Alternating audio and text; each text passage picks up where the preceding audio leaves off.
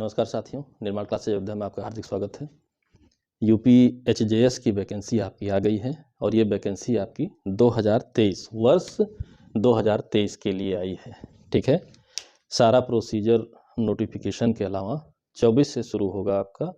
ठीक है, लेकिन ये वैकेंसी 2023 की है। ठीक, कुल पद आपके आए हैं। ठीक है, पदों की जो संख्या है वो है 83। टोटल पद आपके 83 हैं, जो कि कैटेगरी वाइज डिवाइड हैं। अनरिजर्व की अगर हम बात करें, ठीक है, अनरिजर्व आपके 35 हैं। ओबीसी की बात करें, अदर बैकवर्ड क्लासेस की बात करें, 22 हैं। एससी की बात करें 17 हैं। एसटी की बात करें 1 पद है। और ईडब्ल्यूएस इकोनॉमिकल वीकर क्लासेस के लिए 8 पद हैं। कुल मिलाकर के 83 पदों के लिए आपकी वैकेंसी आई है। क्या एलिजिबिलिटी क्राइटेरिया है, क्या नहीं है, अभी शार्ट एडवर्टीजमेंट आया है, फुल नोटिफिकेशन आपका नहीं आया है। फुल नोटिफिकेशन के लिए लिखा हुआ है ड्यू टू कोर्स आपका समय समय पर इंफॉर्मेशन आपको मिलती रहेगी। ठीक है, और जो सूचनाएं हैं, जैसे भी सिलेबस के बारे में भी नहीं बताया गया है, सारी चीज़ें नहीं बताई गई हैं। तो यही है कि जो पिछला सिलेबस था वही रहना है। ठीक, फिर आगे क्या चेंजिंग हो सकती है वो तो फुल एडवर्टीजमेंट आने के बाद ही पता चलेगा। ठीक है, यहाँ पर आपकी आवश्यकता है एक्सपीरियंस की, जो कि 7 ईयर्स का एज ए एडवोकेट, एपीओ या किसी भी तरीके से विधिक रूप से आप कार्य में संलग्न हो। ठीक, आपको एक्सपीरियंस मांगा गया है प्रैक्टिसिंग एडवोकेट का। जो एक अमेंडमेंट की चर्चा थी, अमेंडमेंट हुआ था पर ईयर केसेस का, तो फिलहाल शार्ट एडवर्टीजमेंट में ऐसी कोई चर्चा नहीं है। सिर्फ इतनी चर्चा है कि 7 साल का आपका वर्किंग एक्सपीरियंस, प्रैक्टिस एक्सपीरियंस होना चाहिए। और एज क्राइटेरिया के लिए बताया गया है 35 टू 45 ईयर्स। ठीक है, एज क्राइटेरिया 35 साल से ये दोनों आपके पूरे होने चाहिए, एक पूरे होने से काम नहीं चलेगा। और यहाँ पर जो रिजर्व क्लासेस हैं उनको 3 वर्ष का बेनिफिट देते हुए रिजर्व क्लासेस के लिए 48 ईयर्स रखा गया है। और वो आपका ओबीसी, एससी, एसटी वर्ग के लिए है कि 48 वर्षों तक की उम्र में परीक्षा दे सकते हैं। जो काउंटिंग होगी एज की वो होगी आपकी 1/1/2024 से, यानी कि इसकी जो काउंटिंग होनी है 35 से 45 या 48 की, वो 1 जनवरी 2024 से होनी है। ठीक है, 2024 से आप काउंट करिए कि आप 35 वर्ष और से कम ना हो, 45 वर्ष से अधिक ना हो, जिसके लिए इन्होंने हेल्प भी किया है कि 2/1/79, ठीक है, 2/1/1979, ठीक, एक ये डेट दी है। ठीक है, कि इसके बाद जन्म नहीं होना चाहिए। ठीक है, और एंड नॉट लेटर देन 1/1/1989। ठीक है,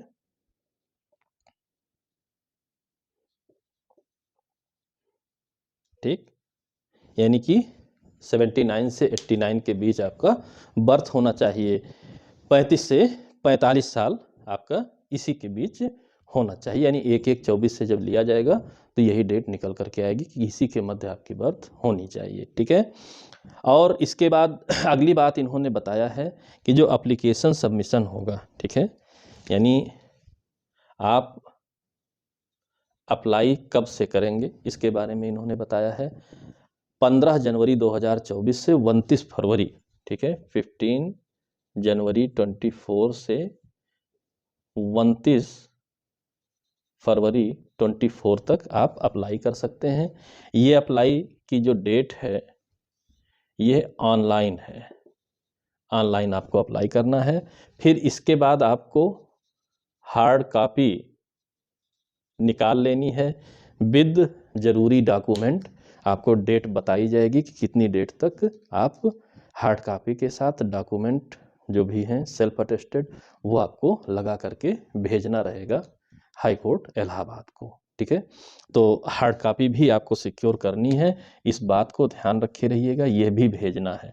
यानी कि ऑनलाइन प्लस हार्ड कॉपी दोनों प्रोसीजर को ऑनलाइन भर लिए, फार्म का प्रिंट आउट ले लिए, कुछ चीज़ें और भरनी होती हैं, दस्तखत करनी होती हैं, साथ में डॉक्यूमेंट्स का लगता है, डॉक्यूमेंट्स लगवा करके आप भेज दीजिए, ठीक है।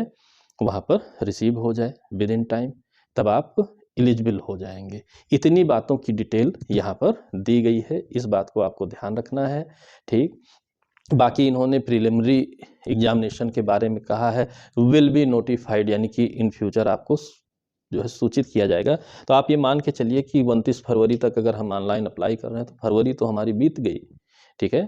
तो कुल मिलाकर के मार्च लास्ट या अप्रैल के प्रारंभिक स्थिति में, ठीक है, पहले पक्ष में एग्जाम होने की भी पूरी संभावना रहेगी। लगभग साल भर के अंदर प्री मेंस इंटरव्यू सारी चीज़ें हो जाती हैं। तो ये मान करके चलिए कि एग्जामिनेशन प्रोसीजर आपका मार्च लास्ट या अप्रैल फर्स्ट से जो है फर्स्ट वीक या फर्स्ट 15 डेज के भीतर डेट पड़ सकती है। कुल मिलाकर के दिसंबर आपका समाप्त हो रहा है, ठीक है।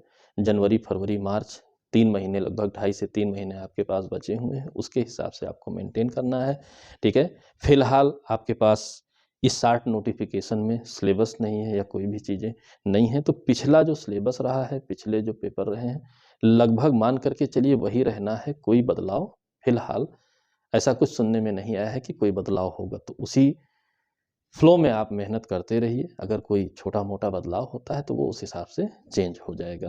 रही बात, अभी चर्चा चल रही है कि आईपीसी, सीआरपीसी, एविडेंस तीनों बदल गए हैं, उसका क्या होगा? तो देखिए, उसके बारे में जब तक आपका फुल एडवर्टाइजमेंट नहीं आएगा, सिलेबस क्लियरली नहीं आएगा, तब तक कुछ नहीं कहा जा सकता, ठीक। लेकिन आशा यही है कि पुराने पर ही होगा। ऐसा इसलिए कह रहा हूँ कि जब रेवेन्यू कोड आपका 2006 में बन गया था, तो उसके बावजूद भी कई वर्षों तक यूपीजेडए ही चलता रहा। तो तत्काल इस तरह से आमूल-चूल परिवर्तन नहीं किए जाते हैं, थोड़ा-सा पढ़ने का, समझने का मौका दिया जाता है। तो अभी उम्मीद यही की जा सकती है कि पिछला सिलेबस ही रिपीट किया जाएगा, इसलिए बहुत ज़्यादा हेक्टिक होने की आवश्यकता नहीं है। अपना मेंटेन करते रहिए, पढ़ते रहिए, ताकि कोई समस्या ना होने पाए, इन फ्यूचर बताया जाएगा। रही फ़ी की बात, तो फ़ी जो है इन्होंने 2-3 क्राइटेरिया रखी है। सामान्य ओबीसी ईडब्ल्यूएस के लिए 1400 रुपये हैं, ठीक है। 1200 रुपये एससी एसटी कैटेगरी के लिए है। 750 रुपये पीडब्ल्यूडी कैटेगरी है, जो जनरल ओबीसी और ईडब्ल्यूएस में आते हैं, ठीक है। और 500 रुपये है जो एससी एसटी के पीडब्ल्यूडी कैटेगरी में आते हैं, और 1400 रुपये है अदर देन यूपी स्टेट, उनके कैंडिडेट्स के लिए, ठीक है। तो फीस स्ट्रक्चर इन्होंने बता दिया है, उसके हिसाब से आप तैयारी बनाए रखिए, ठीक है। सिलेबस और examination, how to apply, other dates, submission fee, इन सब के लिए जो है इन्होंने बताया है कि इलाहाबाद हाई कोर्ट .in जो इनकी वेबसाइट है, उस पर ड्यू कोर्स आपको यानी इन फ्यूचर सूचना दे दी जाएगी, उसके हिसाब से आप अप्लाई करिएगा। तो आशा करता हूँ कि इन्फॉर्मेशन आपको एक सेटिस्फैक्ट्री तौर पे मैंने दिया, कि ज़्यादा इधर-उधर ढूँढने भागने की आवश्यकता नहीं है। अपनी तैयारी में लगे रहिए, और भी कोई बातें होंगी तो वो आपके पास पहुंच जाएंगी, क्या बदलाव हुआ या कोई बदलाव नहीं हुआ। और स्टडी मटेरियल से रिलेटेड जो भी चीज़ें रहेंगी, वीडियोस, पीडीएफ, वो भी आपके पास ससमय सूचना पहुंचती रहेगी। आप अपनी तैयारी करते रहें मेहनत से, ताकि कोई समस्या ना होने पाए। मेहनत कीजिए, अच्छे से मेहनत करिए, सिलेक्शन लीजिए। कई बार यूपीएसजेएस की वैकेंसी आपकी वैकेंट चली जाती है, यानी कि हम पास ही नहीं हुए और वैकेंट चली गई। एग्रीगेट 45% मार्क्स रहते हैं, वो तो फुल एडवर्टीजमेंट में फिर आगे पता चलेगा। तो कुल मिलाकर के जो हमारा आपका संघर्ष है, वो खुद से संघर्ष है कि अगर हम पास हैं तो हमारा सिलेक्शन आसान हो जाएगा, ठीक है। स्वयं ही पास नहीं हुए, एग्रीगेट मार्क्स नहीं पाए, तो फिर सिलेक्शन रुक जाएगा, वैकेंसी भी खाली चली जाती हैं। तो अब की वैकेंसी खाली ना जाने पाए, उस हिसाब से मेहनत करिए। मेरे लायक और कुछ हो तो आप मैसेज कर सकते हैं, उसकी पूर्ति की पूरी कोशिश की जाएगी। आशा करता हूँ वीडियो पसंद आई होगी। लाइक करें, शेयर करें, चैनल को सब्सक्राइब ना किया हो तो सब्सक्राइब करें। मिलते हैं अगले वीडियो में, तब तक के लिए जय हिंद, जय भारत, धन्यवाद।